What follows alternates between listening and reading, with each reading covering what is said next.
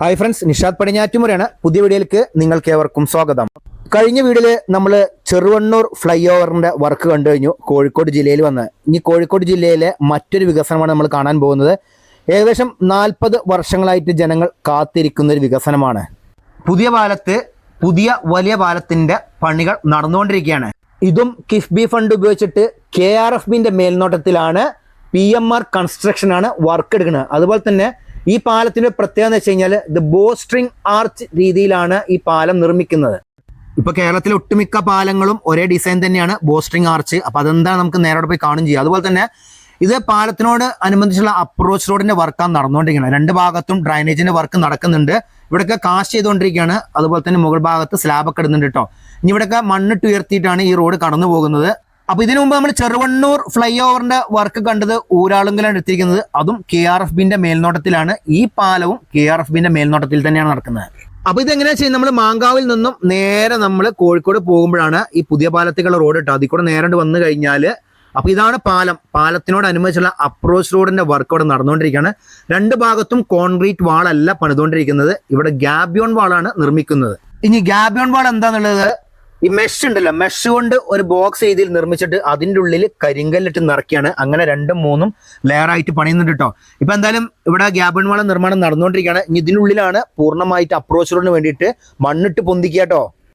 നമ്മുടെ ദേശീയപാത 66ന്റെ വികസനത്തിൽ പല സ്ഥലത്തും ഗ്യാബിയോൺ വാൾ നിർമ്മിച്ചിട്ടുണ്ട് പാലത്തിന് വേണ്ടിയിട്ട്. അതുപോലെ തന്നെ ഏറ്റവും കൂടുതൽ നീളത്തിൽ ഗ്യാബിയോൺ വാൾ നിർമ്മിച്ചിരിക്കുന്നത് വളാഞ്ചേരി ബൈപ്പാസ് വന്ന് അവസാനിക്കുന്ന ഓനിയിൽ പാലത്തിന്റെ അവിടെയാണ്.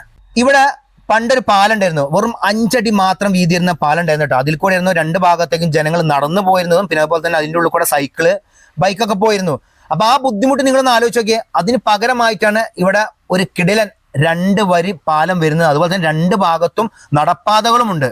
ഇവിടെ ഇപ്പം അപ്രോച്ച് റോഡിന്റെ വർക്കാണ് നടന്നുകൊണ്ടിരിക്കുന്നത്. ഇവിടെ ഗ്യാബിയോൺ വാളാണ് ഉപയോഗിക്കുന്നത്. നേരെ കാണുന്ന റോഡുണ്ട്, അതാണ് തളി ക്ഷേത്രം പോണ റോഡ് കേട്ടോ. ഇവിടുന്ന് ലെഫ്റ്റ് മാങ്കാവ്, വലത്തോട്ട് പോയി കഴിഞ്ഞാൽ KSRTC, പിന്നെ അതുപോലെ തന്നെ ബേബി മെമ്മോറിയൽ, അങ്ങനെ കോഴിക്കോട് ടൗണിലേക്കൊക്കെ പോകാം. പക്ഷേ ഇവിടെ നിന്നുള്ള ആളുകൾക്ക് മിംസ് ഹോസ്പിറ്റല് അങ്ങനെ ആ ഭാഗത്തേക്ക് എന്ന് വെച്ച് കഴിഞ്ഞാൽ നമ്മുടെ ബൈപ്പാസ് ഭാഗത്തേക്ക് വരണമെന്നുണ്ടെങ്കിൽ അവർ നേരെ മാങ്കാവ് ടൗൺ വരെ കറങ്ങി തിരിഞ്ഞു പോകണം.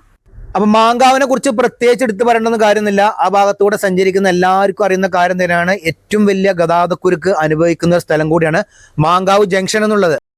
അപ്പൊ കഴിഞ്ഞ പ്രാവശ്യം നമ്മള് ചെറുവണ്ണൂർ ഫ്ലൈ ഓവറിന്റെ വീഡിയോ അപ്ലോഡ് ചെയ്യുന്ന സമയത്ത് ഒന്ന് ചോദിച്ചിരുന്നു, ഈ മാങ്കാവില് ഗതാഗതക്കുരുക്ക് ഒഴിവാക്കാൻ വേണ്ടിയിട്ട് അവിടെയും ഇതേമാതിരി ചെറുവണ്ണൂർ ഫ്ലൈ ഓവർ വന്ന മാതിരി ഒരു ഫ്ലൈ ഓവർ വേണ്ടേ എന്നുള്ളത്.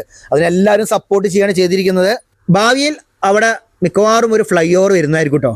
അപ്പൊ നോക്കി, ഈ റോഡാണ് നമ്മൾ തളി ക്ഷേത്രത്തേക്കൊക്കെ പോകുന്നത് കേട്ടോ. അപ്പൊ എത്രങ്ങാനും ആളുകൾ അതിൽ കൂടെ വന്നിട്ട് നേരെ ഈ പാലത്തിന് പണി കഴിഞ്ഞാൽ ഇവർക്ക് നേരെ ബൈപ്പാസ് കടക്കാൻ വേണ്ടിയിട്ട് ഈ പാലം ക്രോസ് ചെയ്താൽ മതി. അതുപോലെ തന്നെ 195 മീറ്റർ നീളത്തിലാണ് ഈ പാലം നിർമ്മിക്കുന്നത്. അതിന്റെ പ്രത്യേകത എന്ന് വെച്ച് കഴിഞ്ഞാൽ കനോലി കനാലിന് കുറുകെയാണ് ഈ പാലത്തിന്റെ നിർമ്മാണം നടക്കുന്നത്. കനോലി കനാൽ കടന്നു പോകുന്ന അവിടെയാണ് ബോസ്ട്രിങ് ആർച്ചിന്റെ നിർമ്മാണം നടന്നിരിക്കുന്നത്. കണ്ടോ, ഈ റാം മാതിരി കണ്ടോ നിങ്ങൾ, അതാണ് ബോസ്ട്രിങ് ആർച്ച് എന്ന് പറഞ്ഞ സംഭവം കേട്ടോ. അപ്പൊ ഇതേപോലെ തന്നെ ഇപ്പൊ എല്ലാ സ്ഥലത്തും പാലത്തിന്റെ നിർമ്മാണം നടന്നുകൊണ്ടിരിക്കുന്നത്. അതിന് തൊട്ടിപ്പുറത്ത് ഒരു ചെറിയ പാലം കണ്ടോ, അത് താൽക്കാലികമായി നിർമ്മിച്ച പാലമാണ്. ഇതിന്റെ അടിഭാഗത്താണ് പഴയ പാലം ഉണ്ടായിരുന്നത്. പഴയ 5 അടി വീതിയുള്ള പാലം, അത് പൊളിച്ചു മാറ്റിയിട്ടുമുണ്ട്. ടോട്ടലായിട്ട് 7 സ്പാനുകളാണ് ഈ പാലത്തിനുള്ളത്. കരയിലുള്ള സ്പാനുകൾ തമ്മിലുള്ള ഗ്യാപ്പ് എന്ന് വെച്ച് കഴിഞ്ഞാൽ 25 മീറ്റർ ആണ്. ഈ കനോലി കനാൽ കടന്നു പോകുന്ന സ്ഥലം ഉണ്ടാവും, അവിടുത്തെ 2 സ്പാനുകളുടെ ഗ്യാപ്പ് 45 മീറ്ററുമാണ്. അപ്പൊ അതിന്റെ വർക്കുകളൊക്കെ അടിപൊളിയായിട്ട് നടന്നുകൊണ്ടിരിക്കുകയാണ്. ഇതിന് മുൻപ് നമ്മൾ ഇവിടുത്തെ ഒരു വീഡിയോ ചെയ്തതാണ്. അന്ന് ഇവിടെ ഗേർഡർ ലോഞ്ചിങ് മാത്രം നടന്നിട്ടുണ്ടെന്നുള്ളൂ, കാര്യമായിട്ട് വർക്കൊന്നും നടന്നിരുന്നില്ല. ഇപ്പൊ എന്തായാലും ഏകദേശം അവസാന ഘട്ടത്തിൽ തന്നെയാണ് ഇതിന്റെ പണികൾ നടന്നുകൊണ്ടിരിക്കുന്നത്. ഈ പുതിയ പാലത്ത് ഇതുപോലെയുള്ള ഒരു വലിയ പാലം വന്നപ്പോൾ എന്താണ് സംഭവിച്ചത്? 2 ഭാഗത്തേക്കുമുള്ള ജനങ്ങൾക്ക് സുഗമമായിട്ട് 2 ഭാഗത്തേക്കും കടന്നു പോകാൻ സാധിക്കുന്നുണ്ട്. പണ്ട് നടന്നും അതുപോലെ തന്നെ ബൈക്കും സൈക്കിളും മാത്രം പോയിരുന്ന ഒരു ഏരിയ ആണിത്. ഇപ്പൊ ഇതിൽ കൂടെ കാറും ബസ്സൊക്കെ പോകാൻ സാധിക്കും.